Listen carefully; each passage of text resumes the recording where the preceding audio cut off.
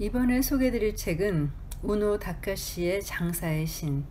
이 작가의 전설로 불리며 요식업계에서는 그를 모르는 사람이 없다. 공부 못하는 사람, 요리 못하는 사람, 말주변 없는 사람도 음식점 사장 할 수 있다며 자신의 가게에서 길러낸 선술집 사장만도 200명 이상, 그들이 다시 길러내는 사장들로 합치면 아들, 손자 수만으로 몇백 명, 이 모든 이들이 그를 아버지라 부른다. 워낙 많은 사람들이 강력 추천했던 책이었는데요. 이제서 읽어보게 되네요. 장사의 신. 먼저 책의 목차를 소개해드리겠습니다. 파트 1. 장사 안 되는 가게는 있을 수 없다. 손님도 나도 즐거운 가게를 만드는 작은 가게 1등 전략. 파트 2. 인적이 드문 곳에 가게를 열어라. 이자카야의 신이 밝히는 입지 선정 노하우. 파트 3. 요리를 못해도 인기 메뉴는 만들 수 있다. 무조건 성공하는 메뉴 만드는 법. 파트 4. 손님을 기쁘게 하는 방법은 간단하다. 한 번 온 손님은 누구나 반해버리는 접객 비법. 파트 5. 팔자고 생각하면 날개에 돋친 듯 팔릴 것이다. 이유 불문하고 팔리는 비법. 파트 1. 장사 안 되는 가게는 있을 수 없다. 슈퍼마켓에서 한 개 100엔에 산 토마토가 50m 떨어진 이자카야에서 냉장고에 시원하게 두었다 썰기만 했는데 300엔이 돼. 심지어 그걸 보고 손님들이 진짜 싸다 하며 기뻐하는 그런 세상. 이렇게 간단히 부가가치를 얻을 수 있는 장사가 또 있을까 싶어. 맨 처음 내가 이 세계에 들어오려 생각한 계기 중 하나가 이런 요식업계의 위대함을 깨달았기 때문이었어. 난 항상 여자애들이 가고 싶어하는 가게를 생각하고 있어. 그건 여자애들이 오는 가게가 잘 될 거야 라고 생각해서가 아니라 그런 가게라면 나 스스로 오랫동안 해나갈 수 있을 것이라고 생각했기 때문이야. 나는 접객하는 걸 좋아하는데 여자애들을 맞으며 장사를 해나가는 건 생각만 해도 즐겁고 기분이 좋거든. 가게를 새로 내는데 좋은 시기 나쁜 시기가 있나요? 이자카야의 신이라는 별명을 얻게 되면서 이런 질문을 많이 받았어. 하지만 난 실력 있는 가게라면 어떤 시대에 오픈하더라도 살아남을 수 있다고 말해주지. 애당초 음식 장사라는 직업을 선택한 의미를 곰곰이 생각해보면 말이지, 이 직업을 선택한 사람은 다른 일보다 이걸 하는 게 더 인생을 즐겁게 살 수 있어서가 아닐까 해. 그러니 큰 돈을 벌지는 못해도 즐겁게 살아가기 위한 정도의 돈만 있으면 되는 거잖아. 그리고 우리처럼 작은 가게는 유행을 쫓아가지 말고 질릴 일이 없는 평범한 가게를 목표로 삼아야 해. 불경기는 오래 장사를 하게 되면 누구든 반드시 경험하게 되는 일이야. 그러니 그런 시기에 가게를 여는 건 스스로 실력을 키울 수 있는 최대의 찬스가 될 수도 있다는 거지. 그리고 가게의 주인이 되었을 때의 내 모습을 구체적으로 이미지화할 수 있어야 성공할 수 있어. 나는 도쿄에서 이자카야를 시작하고 처음 3년간은 가게를 넓히기 위해 한결같이 열심히 일했고, 차를 살 수 있게 됐을 때는 벤츠를 샀어. 몇 년 동안 열심히 일해서 싸구려 차밖에 못한다면 너무 서글프잖아. 가게에서 일하는 젊은 애들도 그런 장사를 하고 싶지는 않을 거 아니야. 점장은 스스로 자신의 미래를 이미지화할 수 있는 힘과 그것을 밑에서 열심히 노력하는 아이들에게 전해줄 수 있는 힘, 이 두 가지가 모두 필요하고 중요하다고 볼 수 있지. 그리고 시대를 불문하고 살아남는 강한 가게는 실질적인 의미에서 손님들에게 이득을 주는 가게야. 손님 많기로 유명한 시내의 인기 초밥집에서는 새 요리사가 올 때마다 지금까지의 원가 공식은 버려달라고 교육한다더군. 원가가 머릿속에 들어있으면 어떻게 하면 손님에게 이득을 줄까 즐거움을 줄까 하는 생각을 할 수가 없기 때문이지. 그리고 나는 싼 것만 내세우는 가게는 좀 미심쩍어. 싼 것이 손님들에게 본질적인 이득을 주는가? 누가 내게 이렇게 묻는다면 나는 글쎄라고 대답할 거야. 얼마 전 맥도날드의 고급 햄버거가 화제가 된 적이 있었잖아. 보통은 100엔 정도의 햄버거가 인기인데 500엔에 가까운 햄버거가 인기를 끌어 불티나게 팔렸지. 주머니 사정이 별로 좋지 않은 시기라도 손님들은 합리적인 범위 내에서 윤택한 기분을 맛보고 싶어 해. 나 오늘 500엔짜리 돈가스 덮밥 먹었어라고 하면 아무도 흥미를 가지지 않지만, 나 오늘 500엔짜리 햄버거 먹었다 하면 주변에서 진짜? 하고 반응하니까 친구들에게 자랑을 하는 기쁨을 맛볼 수 있잖아. 그리고 가게를 시작할 때 다른 음식점을 보러 다니며 공부를 하는 건 굉장히 중요해. 그 중에서도 꼭 보러 다녀야 하는 게 바로 제대로 된 가게지. 나는 칸사이 근방에 가면 항상 들르는 곳이 몇 군데 있어. 그중 하나는 오사카 교바시에 있는 포장마차인데 묘지 뒤에 있어서 장소가 좋은 곳도 아니야. 그런데 하루에 70에서 80만 엔을 팔아. 포장마차인데도 불구하고 해산물이 주특기라 성게나 연어알 상자가 산더미처럼 쌓여있고 참치, 볼살을 공업용 버너로 화르륵 익혀주곤 하지. 영업은 주 3, 4일 정도만 하고 나머지 날은 가게뿐 아니라 가게 주변까지 구석구석 청소를 해. 주변의 잡초도 열심히 뽑아. 날 생선을 다루니까 그 정도로 철저하게 하는 거야.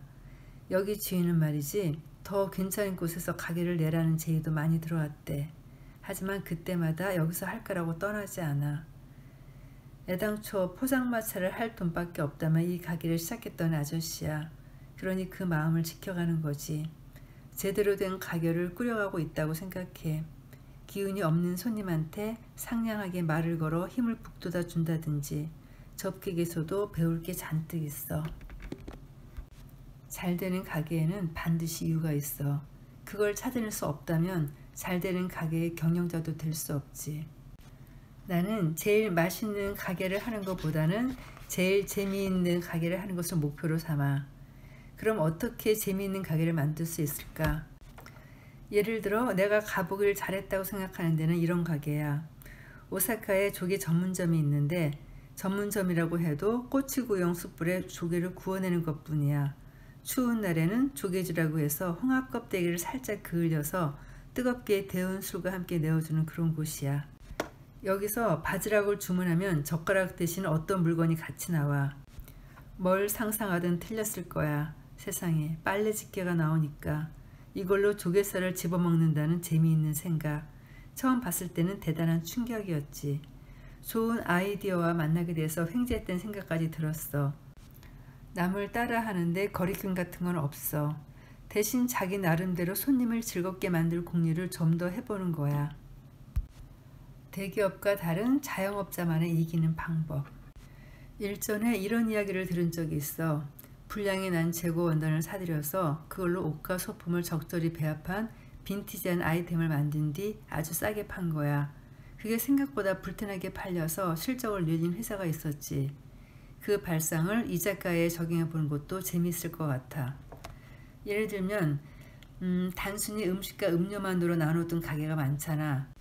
하지만 음료 메뉴에다가 술과 잘 어울리는 안주를 세트로 만들어 놓는 것도 가능하지. 단순한 조합이지만 의외로 이를 실천한 데가 별로 없어. 내가 대기업에 관해 생각할 때 항상 느끼는 건 말이지.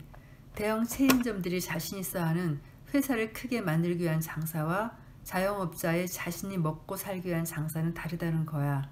즉 자영업자한테는 그 나름의 이기는 방법이 있어. 내가 가끔 들리는 라면 가게는 20년 동안 줄곧 같은 라면을 내고 있는데 손님이 많아서 번창하고 있어.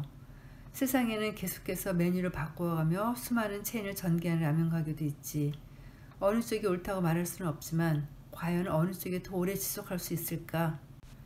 기업으로서 가게를 운영하게 되면 새로운 걸 찾아야 해 하는 식으로 내몰리게 돼. 개인 가게라면 무리해서 새로운 걸 하지 않아도 가게를 지속시킬 수 있지. 다른 가게에는 없는 자기 가게만의 1등 전략을 찾고 늘려가기 위해 노력하는 것. 그것이 중요한 거야. 파트 2. 인적이 드문 곳에 가게를 열어라.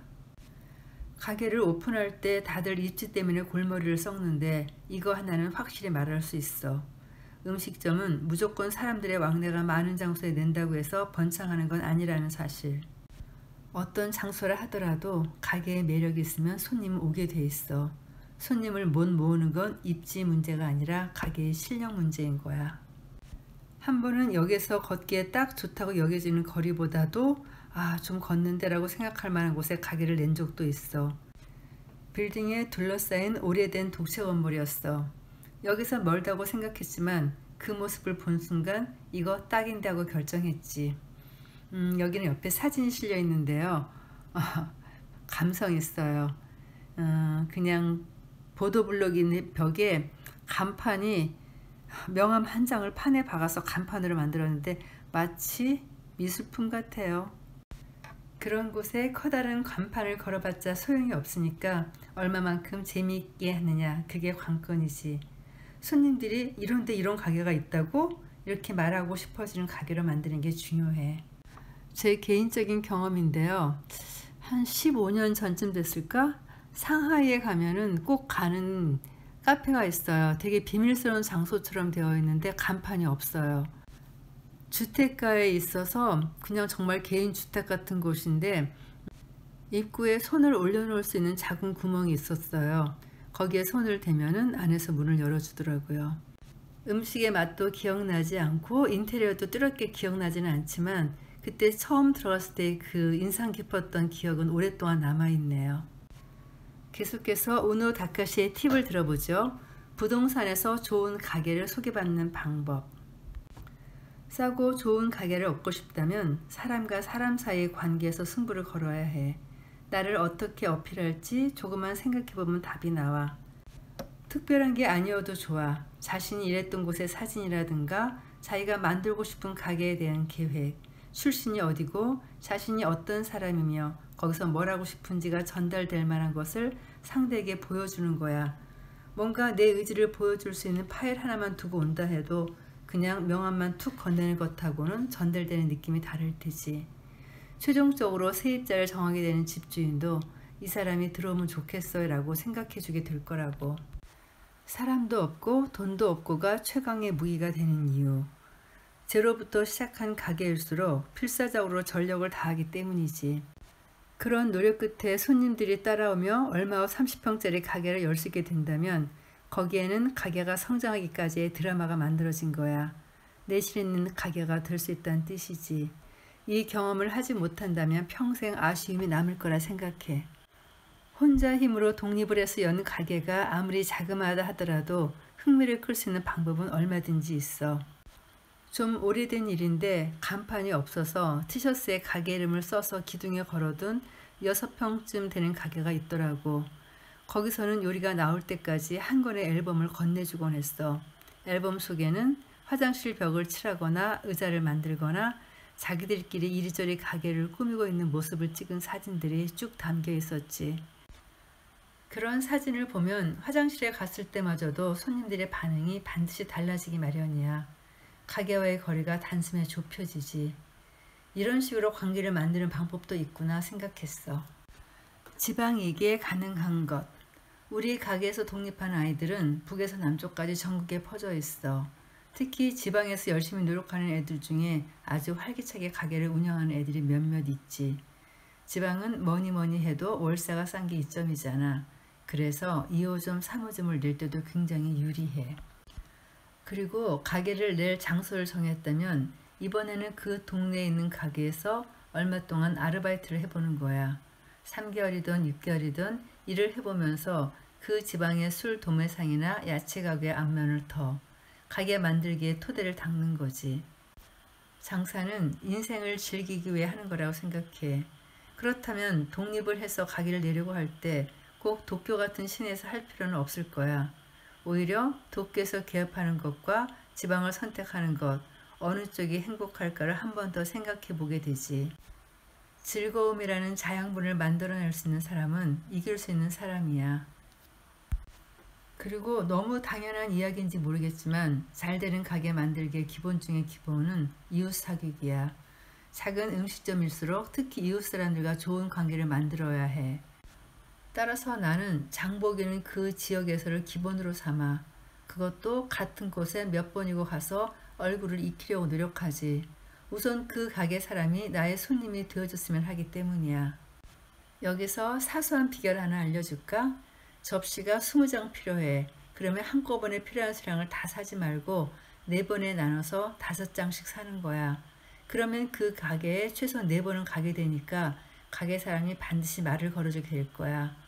그러면 게임은 끝나는 거지.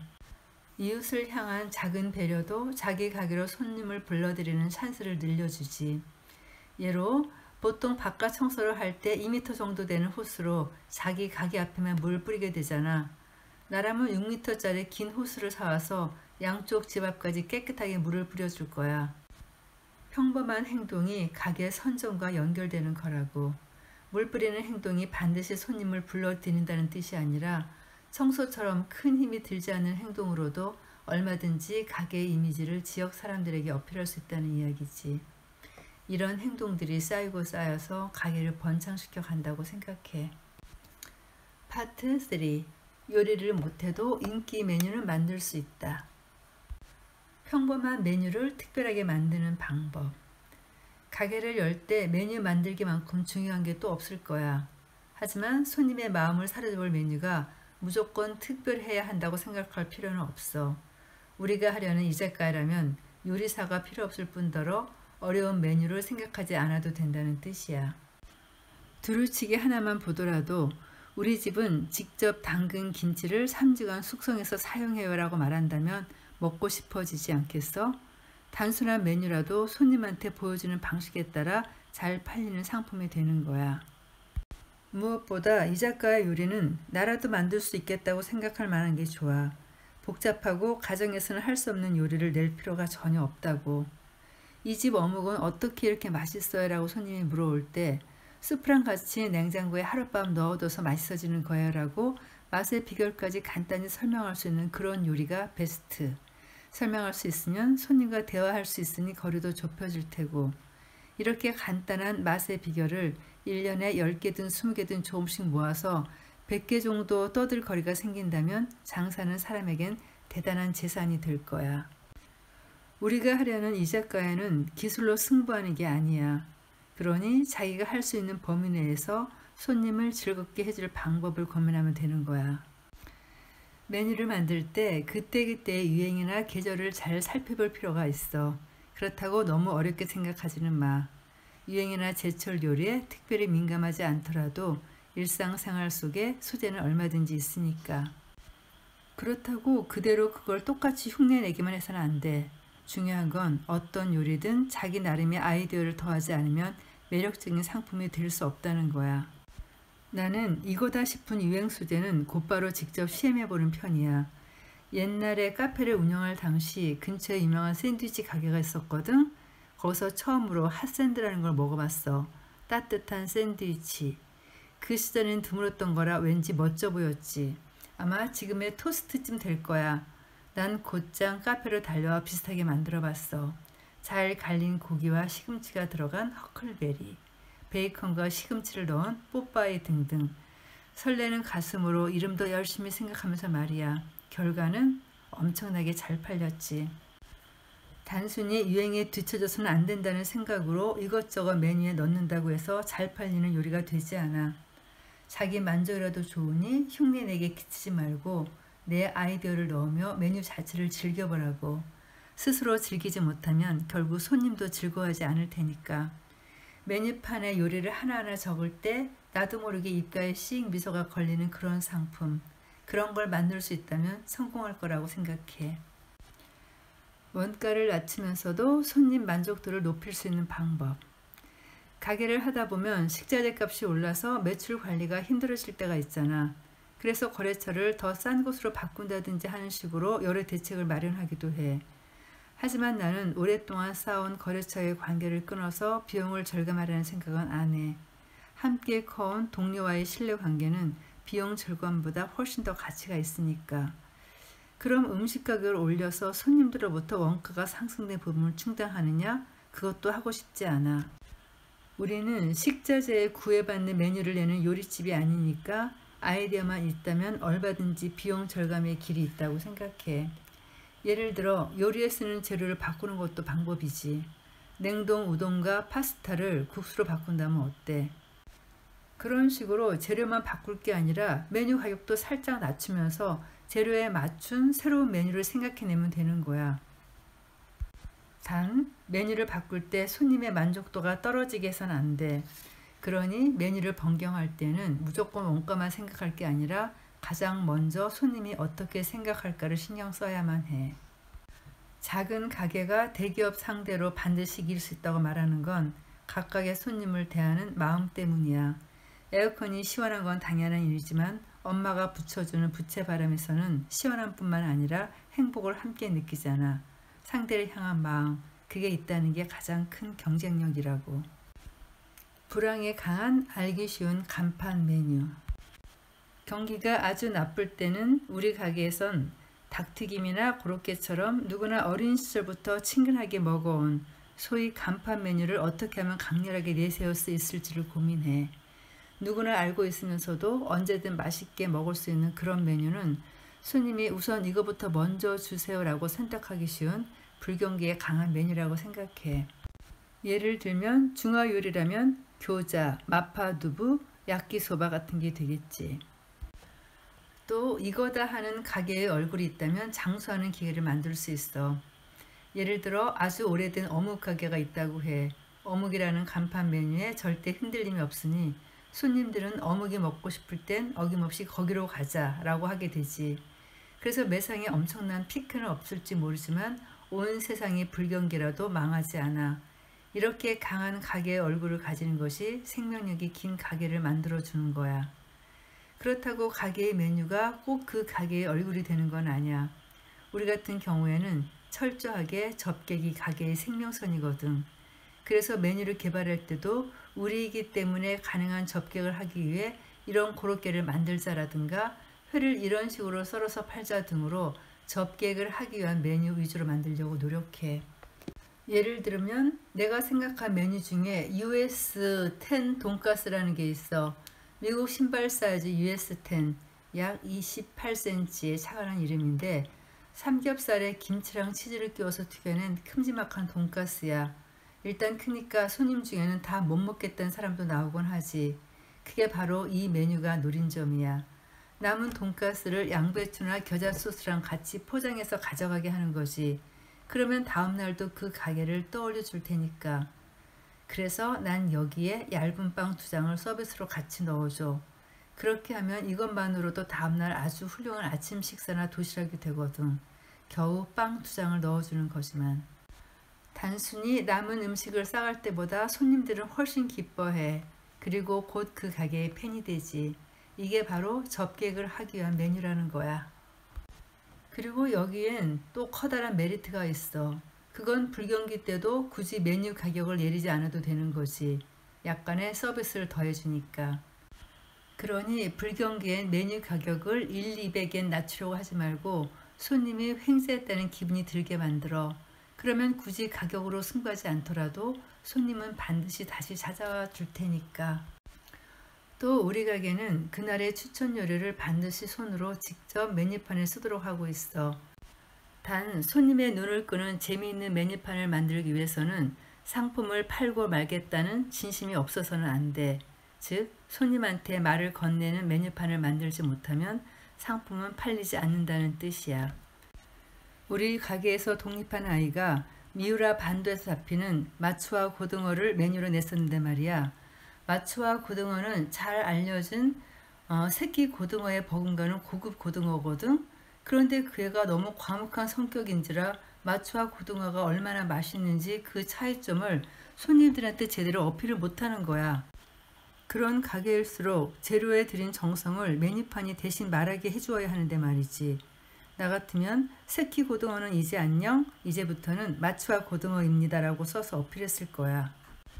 우리나라에서도 총각내 야채 가게 그 총각 사장이 그런 아이디어를 잘 냈죠. 고등어 하니까 생각나네요. 거기 네이밍이 죽은 척 하고 있는 고등어 이랬던 것 같아요. 계속해서 우노 다카시 사장님의 팁을 들어봅시다. 최근 내 지인이 하는 초밥집에서 오이와 붕장어 김초밥을 주문했을 때 일이야. 내 주문을 받자 주인이 젊은 요리사에게 김을 바삭바삭하게 구워줘 라고 말하더라고. 나도 모르게 바로 이거야 라고 중얼거렸어. 초밥용 김을 바삭바삭하게 굽는 건 초밥집에서 지극히 당연한 일이잖아. 젊은 요리사 입장에선 굳이 주인이 그렇게 말하지 않아도 바삭바삭하게 구워냈을 거야. 하지만 주인이 그걸 일부러 말하느냐 안 하느냐에 따라 손님한테 전해지는 인상은 하늘과 땅만큼이나 차이가 나. 겨우 말 한마디 했을 뿐인데. 손님이 더욱더 맛있게 마시고 먹어줬으면 좋겠다. 그걸 위해서 주방에서 차갑게 얼린 잔에 맥주를 따르고 찐 요리를 뜨거울 때 내는 거야. 그런데 이때 이 작가라면 당연한 이런 서비스들을 굳이 말로 해서 입 밖으로 내는 거야. 한편 요리 센스가 좋다고 생각하게 만들려면 어떻게 해야 할까? 센스가 좋은 요리라는 건 손님을 두근거리게 하는 매력을 가진 요리를 말하는 거야. 예를 들어 냉두부를 판다 하더라도 좀 센스 있게 내놓을 수 있다는 이야기지. 가령 두부를 스푼으로 떠서 몇 층이나 되게 쌓아 올린 다음 층 사이에 가다랑 어퍼와 생강을 끼워 넣는 거야. 그리고 끝으로 맨 위에다 파를 송송 썰어서 토핑. 그러면 얼마나 재미있겠어. 이어지는 다음 내용은 파트 4. 손님을 기쁘게 하는 방법은 간단하다. 가장 먼저 할 것은 손님의 이름을 외울 것. 시대를 막론하고 내가 접객에서 가장 중요하다고 생각하는 게 있어. 바로 가게에 오는 손님의 이름을 한 사람 한 사람 다 외우는 일이야. 이건 접객의 기본 중에 기본이지. 간단하면서도 손님의 마음을 가장 잘 휘어잡는 방법인 동시에 매상과도 연결되는 길이야. 또 하나 소중히 간직해야 할 접객의 기본이 있어. 그건 상대방이 자신의 이름을 기억하게 하는 거야. 메뉴가 팔리기 위해서는 리듬이 필요해. 이름을 기억하거나 알려주는 것만으로도 손님과의 사이에 관계가 생겨나고 이것은 곧 리듬으로 이어져. 손님의 마음을 사로잡는데 특별한 노하우는 필요 없어. 우선 원점으로 돌아가 자신이 정말 마음에서 우러나서 어서 오세요를 하고 있는지 어떤지를 매일같이 자문해 보는 거야. 흔히들 손님의 입장이 되어서 생각하라고들 하잖아. 하지만 손님이 아니라 나의 입장에서 생각해 보아야지. 어떤 가게라면 내가 즐거울까? 그걸 생각하면 자연스럽게 좋은 가게를 만들 수 있게 된다고. 그리고 매장 하시는 분들한테 정말 좋은 팁이 하나 있어서 소개해 드리려고 합니다. 남녀가 같이 쓰는 화장실에서 남자 직원이 나오는 길에 여자 손님과 마주치는 일이 종종 있어. 여자들은 같은 화장실에서 남자가 자기보다 먼저 볼일 보는 걸 싫어하잖아. 종업원이면 더더욱 그렇고. 그래서 우리 가게에서는 직원들이 화장실에 갈 때는 입구에 1분 청소 중이라는 팻말을 걸어놓기로 했어. 이렇게 해두면 손님도 덜 불쾌할 뿐 아니라 청소에 졌구나 하고 오히려 좋은 인상을 품게 되겠지. 물론 더럽혀지지 않았는지 제대로 체크하고 스프레이로 냄새도 없앤 후에 나오도록 하고 있어. 정말 별거 아닌 것 같지만 손님과의 관계를 좋게 하기 위해서 항상 노력하고 있다면 어떤 클레임이 들어와도 큰 문제가 되지 않아. 정말 유용한 팁이죠. 이제 마지막 파트 5. 팔자고 생각하면 날개에 돋친 듯 팔릴 것이다. 생선 같은 식재료는 손실이 나기 쉬운 걸 생각하면 도저히 과감하게 사들일 수가 없다고 주장하는 사람들도 있어. 하지만 나는 손실은 나는 게 아니라 손실을 내는 거라고 생각해. 예를 들어 생선이란 건 말이야. 가게의 무기로 삼기 아주 좋은 식재료야. 생선은 그 신선함만 어필하더라도 손님의 마음을 끌 수 있거든. 그 무기를 효과적으로 사용하려면 무엇보다 재료를 구입한 그날 안에 다 팔아야겠지. 그러다 밤 10시가 넘어 못 팔고 남을 것 같으면 반값으로 그날 중에 팔아치우면 돼. 반값으로 팔면 이익은 나지 않아도 손해 또한 나지 않거든. 처음에는 그걸로 충분해. 내가 하고 싶은 이야기는 손실이 나지 않으려고 움츠러드는 장사를 할 게 아니라 손실이 나더라도 제대로 해보겠다는 생각, 그렇게 함으로써 가게의 실력이 붙게 돼. 손실을 신경 쓸 정도라면 애초에 가게를 내지 마. 요즘은 다양한 가격 할인 서비스들이 눈에 많이 띄어. 하지만 대기업이면 몰라도 우리처럼 작은 가게한테는 의미가 없어. 우리가 목표로 삼아야 하는 건 반값이니까 가는 가게가 아니라 재미있으니까 가는 가게이기 때문이야. 싼 걸로 승부하게 되면 라이벌은 편의점 어묵이나 맥주가 되는 거야. 경기가 안 좋을 때라는 건 어떤 의미에서는 음식점 경영의 최고 교과서라고 생각해. 위기감이 있어서 다들 열심히 생각하잖아. 그래서 팔기 위해 떠오른 생각은 전부 다 해보는 거야. 들어맞든 실패하든 간에 그게 가게의 저력이 되어가는 거야. 나는 진심으로 그렇게 생각해. 책을 읽어보니까 우노 다카시 사장은 식당이 아니라 어떤 것을 해도 다 성공하셨을 것 같아요. 결국은 사람의 마음을 사는 일이니까요. 저는 아직 이 작가에 가본 적은 없는데요. 한번 꼭 들러보고 싶어요. 한국에서도 그런 분위기가 날까요? 기대가 되네요. 긴 녹음 들어주셔서 감사합니다.